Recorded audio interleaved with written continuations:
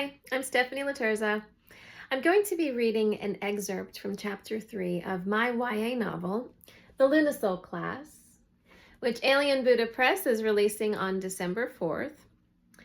I never anticipated how timely this novel would be, given the current state of affairs in our country.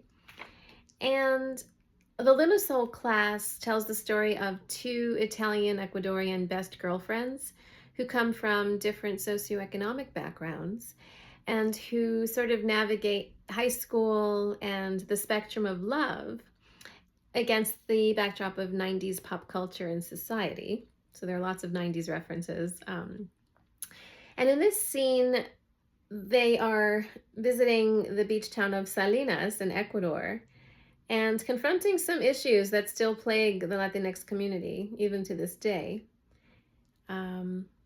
So here is the excerpt. Chapter 3, Salinas, Ecuador, summer 1994. After the long bus ride from Quito, seeing Angie wave from the shore on that beach in Salinas is like a dream. I think at any minute the clear blue water and palm trees will open like a cardboard movie set at Universal Studios, and I'll find Jean and Vivian sitting at our table in the cafeteria at St. Paul's as always, and that this whole guilt-poisoned trip isn't real. As Angie and I run to each other on the sand, her layered, bobbed hair blows across her face beneath an oversized black straw hat.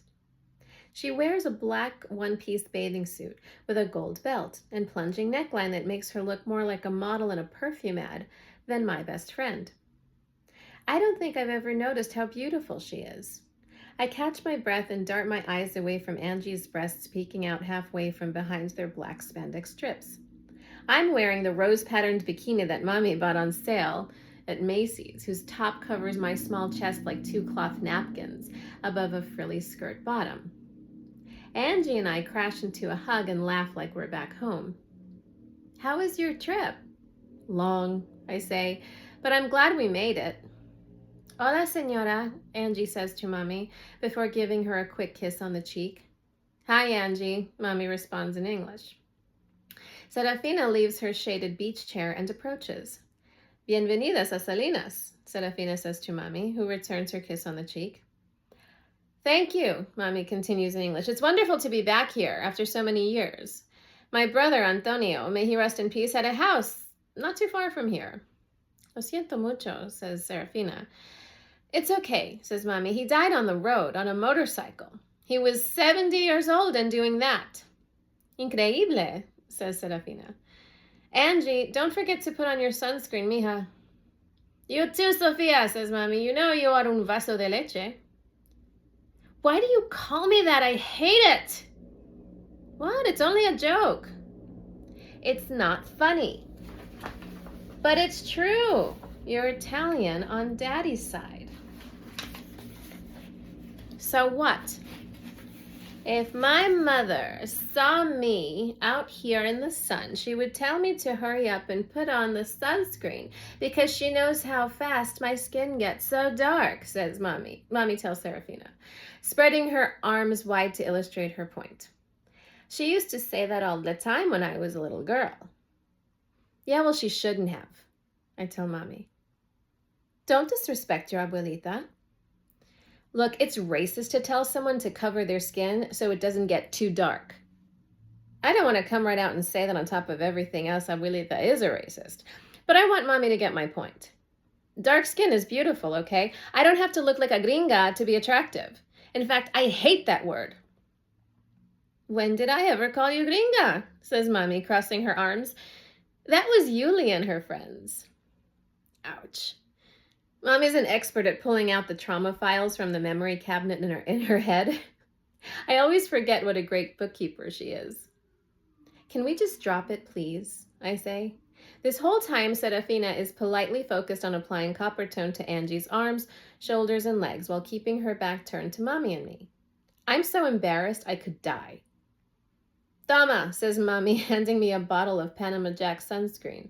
That smiling jerk in the Panama hat on the front always creeps me out. You can put on your own cream. Fine. I'll help you, Angie offers once Serafina's finished. Okay, thanks.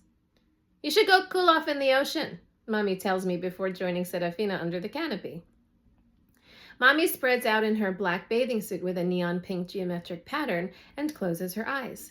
Serafina reclines on her chair with a copy of National Geographic.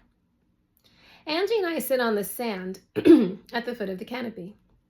She lowers her voice as she squeezes a pool of cream from the Panama Jack bottle into her cupped left hand. Are you okay? She asks, rubbing the cream on my back and arms. It feels amazing and relaxes me right away. Yeah, my mom just bugs me sometimes. Has your mom ever called you a vaso de leche or anything like that?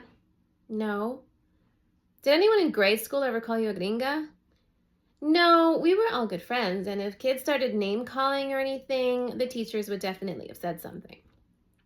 My 8th grade teacher, Sister Chris, was a tall, white-haired monster with buck teeth and glasses attached to a chain around her neck, who was prone to screaming fits at anyone who looked at her the wrong way. But she wasn't big and bad enough to help where Yuli and the other kids and I were concerned. Once she said to me in the cafeteria, "Don't worry, Sophia, those girls will all work for you someday." That didn't help at all. In fact, it probably made things worse.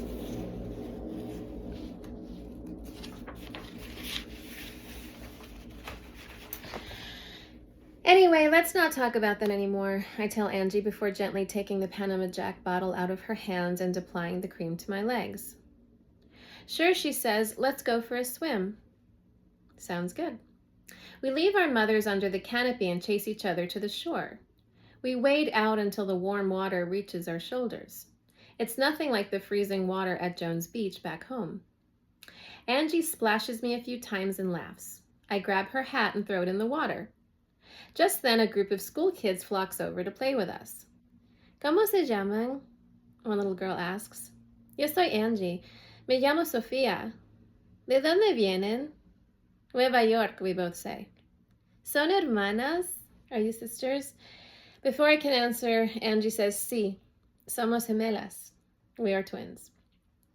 I smile at the lie. Angie leaps over and hugs me right there in the water. I laugh. We hold on to each other and spin around like two kids on a merry-go-round. It makes me a little dizzy, but I don't care. It's such a relief to be in the warm waves with my best friend, away from Quito and the smell of diesel in the air. The pale blue sky turns a bit gray, but the water stays warm, and there's no real fear of rain. We take turns pushing each other's heads under the water and screaming and laughing. It's like being in another world. I'm so happy I think I might cry. I imagine my salted tears disappearing into the Pacific as the waves bob along with my heartbeat. In this moment, a 1/4 mile from the shore, Angie and I are free. Thank you very much. And again, please look out for the Lunasole Class on December 4th on Amazon.